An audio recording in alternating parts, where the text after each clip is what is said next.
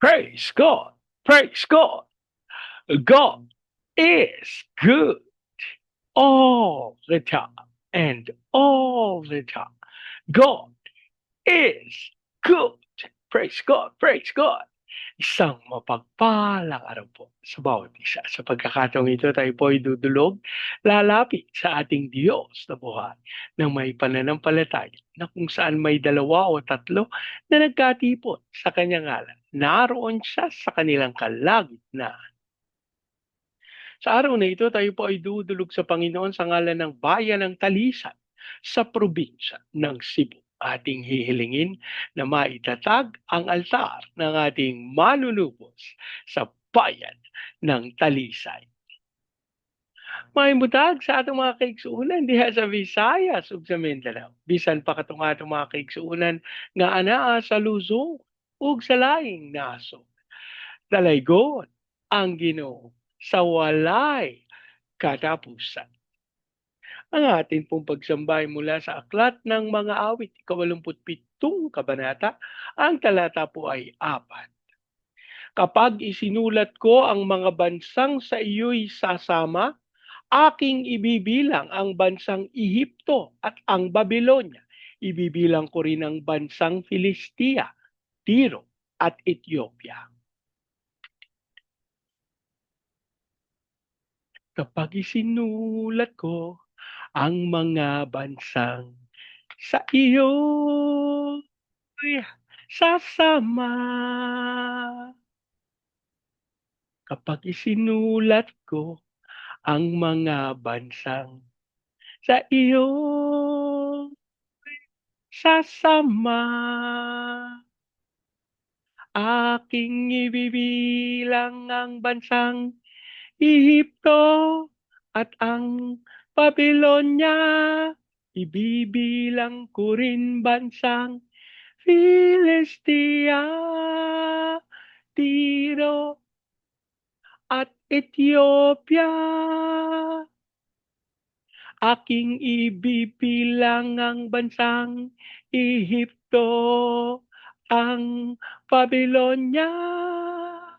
Ibibilang ko rin bansang Filistia, Tiro at Ethiopia.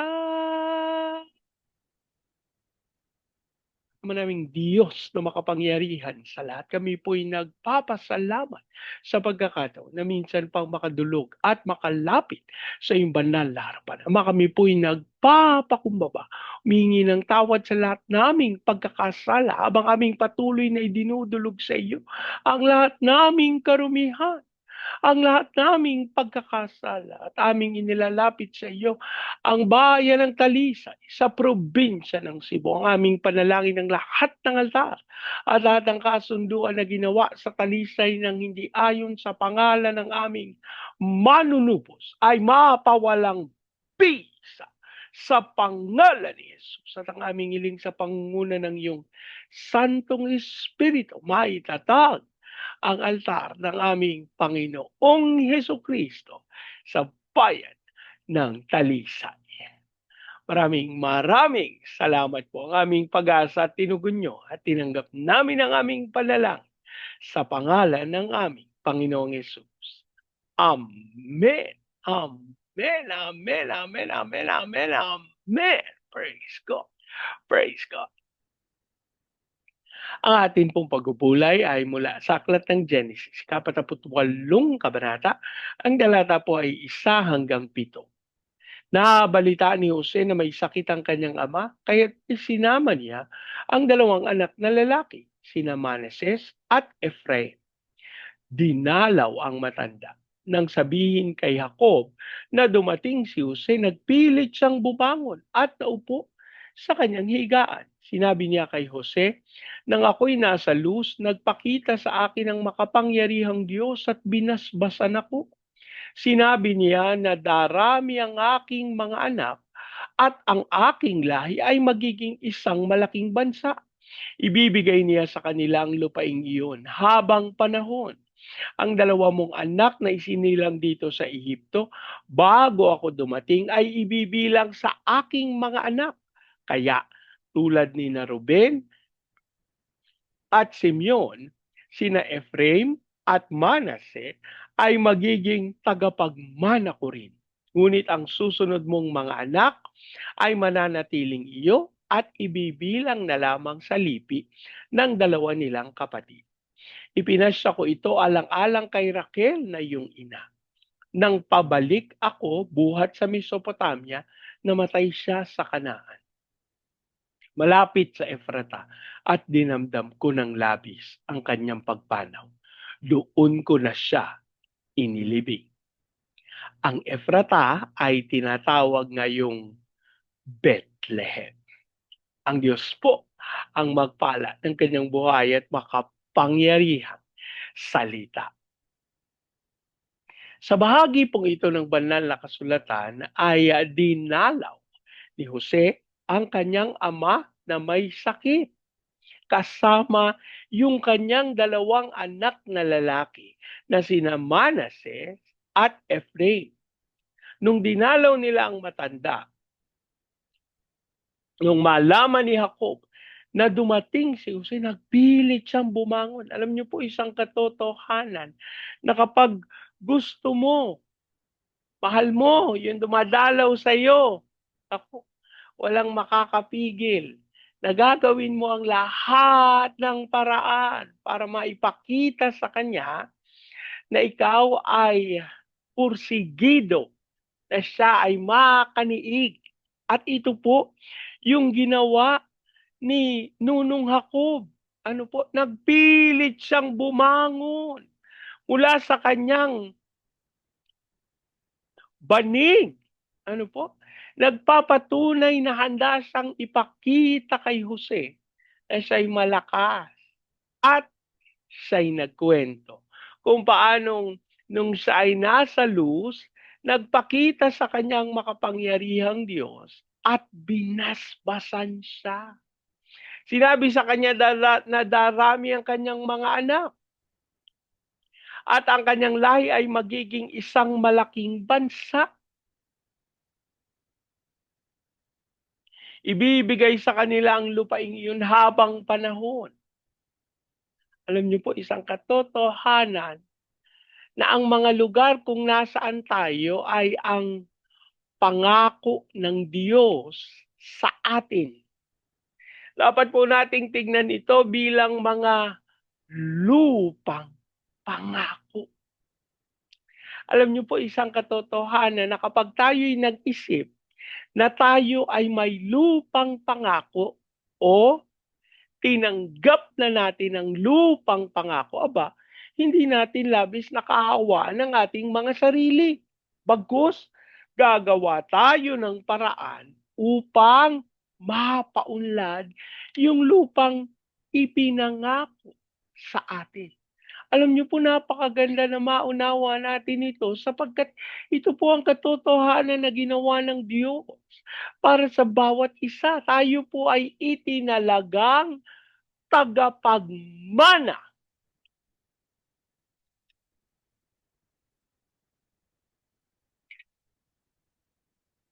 Huwag po nating baliwalain na tayo'y pinagkalooban ng responsibilidad. Bilang tagapagmana, mga kapatid, hindi natin pwedeng basta-bastahin. Ano po? Hindi. Ano ba naman yung ipapamana sa akin? Puro utang. Ganun talaga magiging tugon mo kapag utang ipapamana sa iyo. Pero dapat nating maunawa na ang isang tagapagmana ay marunong mag-isip. Ang ibig sabihin po ng salitang marunong ay nasa ayos na pamamaraan. Hindi siya lugi magkwenta. Dapat po ito nating maunawa sapagkat paano tayo pauunlarin ng Panginoon kung babaliwalain natin yung mga maliliit na pagpapala na kanyang ipinagkatiwala sa atin. Mga kapatid, dapat nating maunawa. Alam niyo, ako po'y nagpapasalamat sa Panginoon sapagkat sa nalalapit na linggo, ang amin pong iglesia ay magdiriwang ng Feast of First Fruits. Alam niyo po kapagka tinignan natin at siniyasat ang origin nito, ito ay sinabi ng Panginoon sa mga Israelita, ang sabi sa kanila, pagdating niyo sa lupang ipinangako ko sa inyo, magtanim kayo, magtrabaho kayo, at yung unang ani, ihahandog sa mga pari. Alam niyo isang katotohanan na ang mga naglilingkod sa Panginoon ay marapat na tumanggap ng pagpapala para sa kanila dahil responsibilidad nila na manahan sa templo, responsibilidad nila na ingatan at ipagkaloob kung ano yung kinakailangan.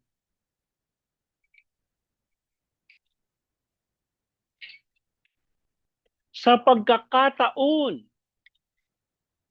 na hindi magaganap yung nararapat, alam nyo po, mawalang galang na. May katapat na consequences. Dapat ito paalala sa atin. Ano yung responsibilidad na iniatang ng Panginoon sa atin? Alam nyo po, kapag inaral natin yung idea ng Panginoon patungkol sa Feast of First Fruits, ito ay sa kadahilan ng ayaw ng Panginoon na ang mga tao ay magtiwala sa kanilang sariling kakayanan. Kaya't ninais ng Diyos na gumawa ng pagpipista para sa unang ani. Alam niyo po, naku, mawalang galang na doon sa mga nagfi-feast of first fruits. At talagang kailangan kumpleto, kailangan buo na isang buwan yung sweldo na ipagkakaloob sa walang galang na po sa inyo. Kapag binasa natin ang banal na kasulatan, hindi naman ganun ang ginawa. Ang sabi ng Panginoon, pumili ka. Pumili ka ng maihahandog sa Panginoon at dalin mo sa templo. Yun ang kautosan. Ano po? Sa panahon natin, hindi na naman natin yun gagawin. Pero hindi naman din nangangailangan, kukuryentehin natin yung, ako Diyos ko, mawalang galang na. Yung mga humahakbang dun sa mga iniisip natin, pag-aari natin o ipinagkatiwala sa atin. Mga kapatid, ako po'y naniniwala na nais ng Diyos na magkaroon tayo ng ganap na kaunawaan patungkol sa landas na nais ng Panginoon na ating tahakin.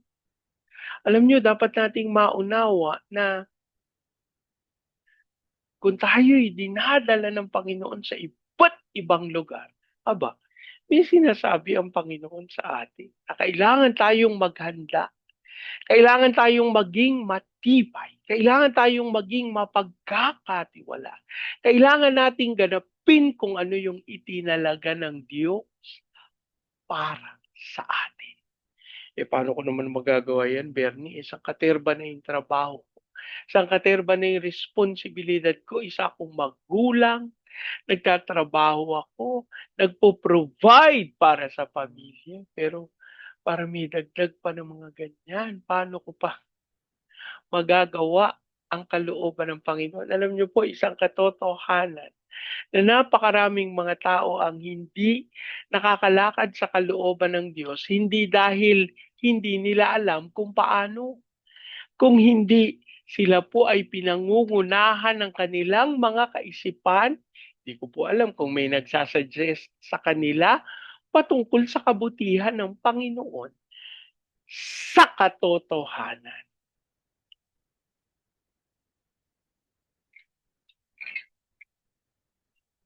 Napakadali lang po kasi na angkinin na sabihin na nagawa na, natapos na. Pero kapag binigyan mo ng pansin, siniyasat mo ng maigi, mababatid mo, kulang pala. Ano ngayon ang dapat nating gawin sa mga ganitong pagkakataon? Manumbalik tayo sa Panginoon. Hayaan nating ang Diyos ang magtakda, lalo na po dun sa mga gates, dun sa mga covenants, dun sa mga inihahandog natin sa Panginoon.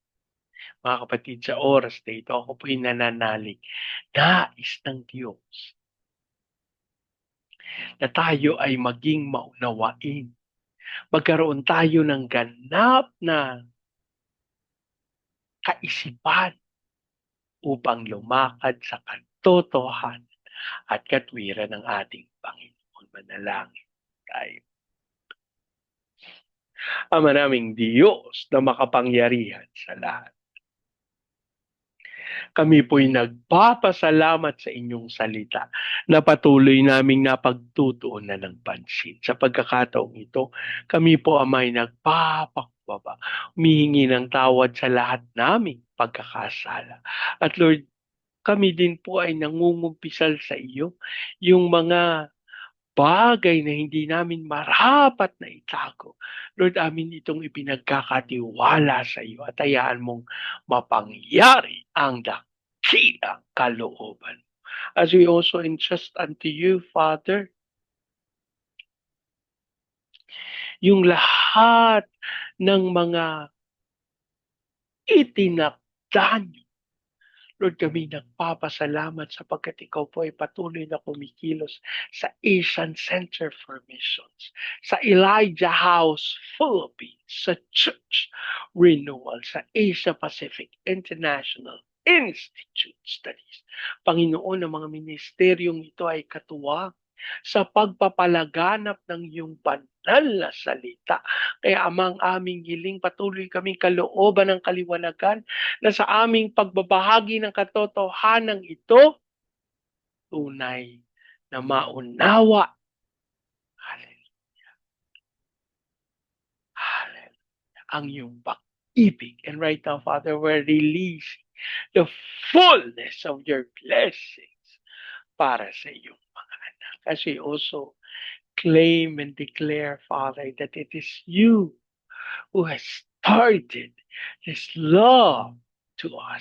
And Father, allow us to be thankful and to glorify no other name but the name of Jesus. Sa hindi namin ipinagkakatiwala, Panginoon, ng mga bansa ng Myanmar, Malaysia, Singapore, Indonesia, Brunei, Taiwan, Thailand,